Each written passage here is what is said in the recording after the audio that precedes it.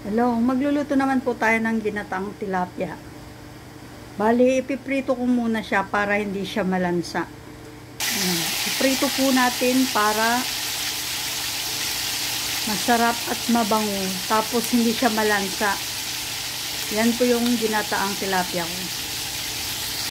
Ayan, bali ibabaliktad na po natin ang ating piniritong tilapia, tapos gagataan po natin. Ayan, nabaliktad ko na po yung tilapia. Tapos mamaya, gigisa po natin. Ayan, inahon ko na po yung prinito kong tilapia. Magigisa na po tayo. Inuna ko po yung luya.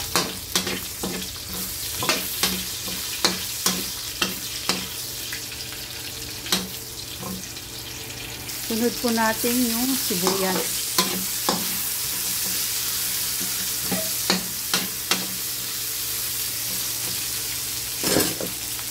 Tapos bawang. Nilagyan ko po ng bawang para mabango.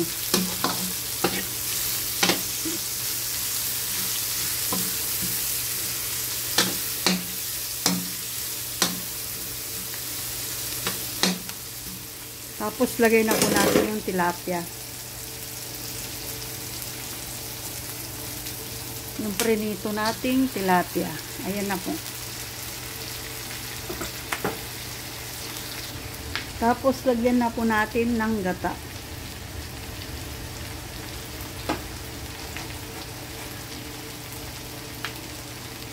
Ang gamit ko po ay coconut milk.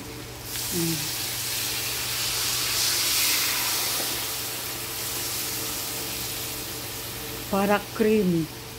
Tapos lagyan na rin po natin yung gulay na talong. Tapos lagyan na rin po natin yung pechay. Ayan.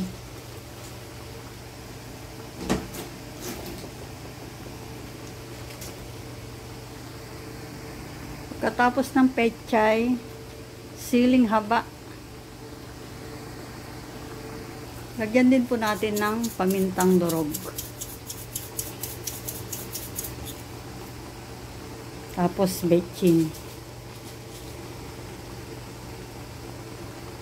Lagyan lang natin ng konting asin kasi may asin na po yung tilapia kanina. Baka mapaalat. Tapos takpan po natin. Mga ilang minuto lang po ay luto na po yung gulay. Luto na rin po yung tilapia. Ayan, buksan na po natin at ilagay po natin yung siling manghang.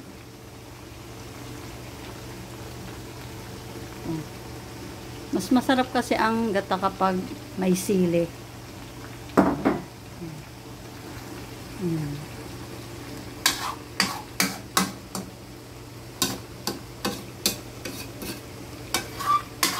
Tapos tikman po natin kung tama na yung lasa.